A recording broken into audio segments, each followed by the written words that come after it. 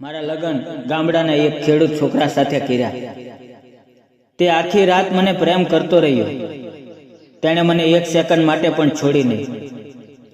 હું ખૂબ જ રડી અને સીચો પાડી. કદાચ તે બધું સહન કરવાની મારામાં શક્તિ નહોતી. હવે તે મારું નસીબ હતું કે મારા લગ્ન આટલા વહેલા એક ગરીબ ગામડાના એક નાનકડા ઘરમાં એક ગામડાના છોકરા સાથે થયા. આજે પણ જ્યારે હું આ વિશે વિચારું છું ત્યારે હું રડવા લાગુ છું. મારો શું વાંક હતો કે આ બધું મારી સાથે થયું? આ લગ્ન મારા પરિવારના લોકોએ જબરદસ્તીથી કરાવ્યા હતા. મેં ઘણી ના પાડી, છતાં તેઓએ મને તે છોકરા સાથે પરણાવી દીધી અને મારે મારા સાસરે જવું પડ્યું. લગ્નના દિવસે હું પલંગ પર બેઠી હતી ત્યારે મારા લગ્ન જેની સાથે થયા હતા તે છોકરો આવ્યો. તેનું નામ વિકાસ હતું. તે આવીને મારી પાસે બેસી ગયો. મને બિલકુલ ગમ્યું નહીં. તે છોકરો ખૂબ મજબૂત અને ઘણો ઊંચો હતો. તેણે મારા વખાણ કરવા માંડ્યા, પણ મેં તેની વાત પર ધ્યાન ન આપ્યું અને ચૂપ રહી ગઈ. અને મેં તેને કહ્યું કે મારે તારી સાથે સૂવું નથી, તું ત્યાં જઈને સૂઈ જા. તે ચૂપચાપ ગયો અને જમીન પર પથારી કરીને સૂઈ ગયો. સવાર થઈ ત્યારે જોયું કે મારા પતિ વિકાસ ખેતરમાં કામ કરવા માટે નીકળી ગયા હતા અને હું ઘરે હતી. મેં ઘરે કામ કર્યું અને આ બધા કામ કરતા સાંજ પડી ગઈ. વિકાસ પણ ખેતરથી પાછો ફર્યો. તે કાદવ અને પરસેવાથી લથપથ ઘરે આવ્યો. તેમાંથી ખૂબ જ દુર્ગંધ આવી રહી હતી. મને તેની નજીક જવાનું બિલકુલ મન ન થયું. હું તેનાથી દૂર ભાગી. મેં તેને કહ્યું કે મારી નજીક ન આવ. પછી તે નાહવા ગયો અને પછી તેણે ભોજન કર્યું. અમે બંને સૂવા માટે રૂમમાં ગયા. તે પથારીમાં મારી નજીક આવવા લાગ્યો, પરંતુ મેં તેને ના પાડી. તેણે મારી વાત ન માની અને મારી સાથે બહુ જબરી કરવા લાગ્યો અને આખી રાત તેણે ગમે તેમ કર્યું. મારી સાથે તેની ઈચ્છા પૂરી કરી. તેણે મને એક સેકન્ડ માટે પણ ન છોડી. એવું લાગતું હતું કે જાણે તેણે જીવનમાં પહેલીવાર કોઈ છોકરીને જોઈ હોય. તેણે મારી સાથે ઘણા સમય સુધી આવું કર્યું, જેને કારણે મારે હોસ્પિટલમાં જવું પડ્યું. બધા કહેતા હતા કે જાનવરને પરી મળી ગઈ છે. એક દિવસ મેં વિકાસને સ્પષ્ટ કહ્યું, મને તારા માટે કોઈ પ્રેમ નથી. હું કોઈ બીજાને પ્રેમ કરું છું. આ બધું સાંભળીને તે ખૂબ જ દુઃખી થઈ ગયો અને મારાથી દૂર ચાલ્યો ગયો. પછી મેં તેને કહ્યું કે હું મારી કોલેજમાં ભણતા એક છોકરાને પ્રેમ કરું છું અને હું તેની સાથે લગ્ન કરવા માંગતી હતી, પરંતુ મારા પરિવારના સભ્યોએ જબરદસ્તીથી તારી સાથે મારા લગ્ન કર્યા. હવે હું તારાથી દૂર જવા માંગુ છું.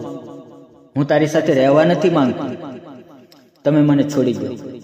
મારે અહીંયાથી તેની પાસે જવું છે. મેં વિકાસ પાસેથી ફોન માંગ્યો અને મારા બોયફ્રેન્ડને સાથે વાત કરીને તેની સાથે વાતો કરવા લાગી. આ બધું જોઈને વિકાસ નીચે જમીન પર સૂઈ ગયો અને હવે રોજ રાત આવું જ થવા લાગ્યું. આ બધું જોઈને તે ખૂબ જ દુઃખી થઈ ગયો હતો. ત્યાર પછી તે ક્યારેય મારી પાસે ન આવ્યો અને તેને મને ક્યારેય દબાણ ન કર્યું. એક દિવસ તેણે કહ્યું, મને લાગ્યું હતું કે તું નવી છે એટલે શરમાતી હશે, તેથી હું તારી નજીક આવ્યો, જેથી હું તને પ્રેમ કરી શકું અને તારી સાથે પ્રેમથી જીવી શકું. મને લાગ્યું કે બધું થોડા દિવસોમાં સારું થઈ જશે અને તું પણ મને પ્રેમ કરવા લાગીશ. પણ મને ખબર ન હતી કે તું કોઈ બીજાને પ્રેમ કરે છે.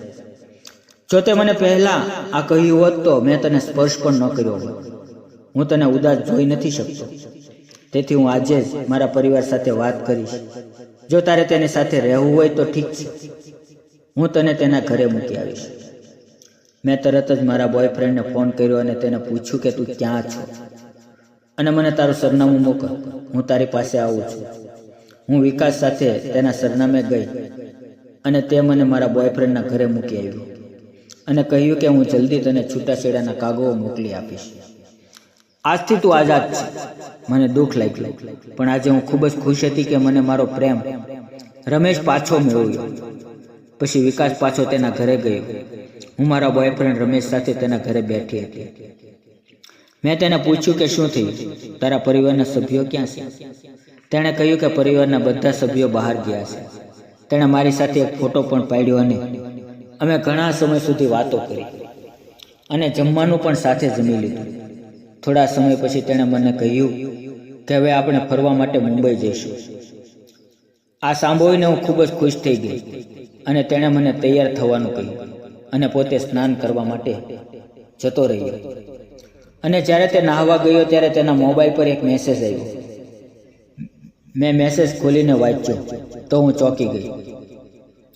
તેમાં લખ્યું હતું કે છોકરી ખૂબ જ સુંદર છે અને સુંદર છે જે પૈસા તમે આ છોકરી માટે માંગો છો તે તમને મળી જશે. તરત જ છોકરીને લઈને મુંબઈ આવી જા. આ મેસેજ વાંચીને મને બહુ સમજાઈ ગયું કે હવે મારી સાથે શું થવાનું છે. મેં તરત જ મારી બેગ ઉપાડીને ત્યાંથી ભાગી ગઈ અને ત્યાંથી મારા સાસરે પહોંચી. મેં તરત જ વિકાસને આ બધી વાત કરી. આ બધી વાત સાંભળ્યા પછી પણ વિકાસે મને એક પણ વાર ના ન કહી અને ન તો તેણે મને કોઈ ઠપકો આપ્યો. તેને બદલે તેણે તે છોકરા સામે પોલીસ ફરિયાદ કરી અને તેને જેલમાં મોકલી દીધો. આ બધું જોઈને મને ખૂબ જ આશ્ચર્ય થયું. મેં સમજવામાં ખૂબ જ મોટી ભૂલ કરી હતી કે જે વ્યક્તિ સારી છે તે વ્યક્તિ મને ખરાબ લાગતો હતો અને જે વ્યક્તિ ખરાબ હતો તેને હું સારો માનતી હતી. હું કેટલી ખોટી હતી. હું વિકાસના પગમાં પડીને ખૂબ જ રડી અને તેની માફી માંગી, પણ તેણે મને કશું કહ્યું નહીં અને મને ઊભી કરીને ગળે લગાડી. આજે પણ તેના કપડાં કાદવથી ખરડાયેલા હતા અને તેના શરીરમાંથી પરસેવો વહી રહ્યો હતો. આજે મને તે ગંદુ લાગતું નહોતું, બલકે સુગંધ આવતી હતી જેમાં હું ડૂબી જવા માંગતી હતી. મને એનાથી દૂર જવાનું બિલકુલ મન થતું નહોતું. મને લાગ્યું કે હું બસ આમ જ રહું. મિત્રો, આપણે જીવનમાં જે જોવે આપણી સ્થિતિ પ્રમાણે જ મળે છે. જે થાય છે તે બધું સારું જ થાય છે. તેથી તમારા ભાગ્યને કોસવાનું બંધ કરો અને જે મળ્યું છે તેમાં ખુશ રહો. મિત્રો, વિડીયોને લાઈક કરી ચેનલને સબસ્ક્રાઈબ કરવાનું ભૂલતા નહીં. ફરી મળશું આપણે એક આવી જ વાર્તાની અંદર આવતીકાલે. ત્યાં સુધી આવજો. વિડીયોમાં આવેલા નામ, પાત્ર અને ઘટના કાલ્પનિક હતા. તેનો કોઈ પણ ધર્મ, જાતિ કે વ્યક્તિ સાથે સંબંધ નથી. ધન્યવાદ મિત્રો.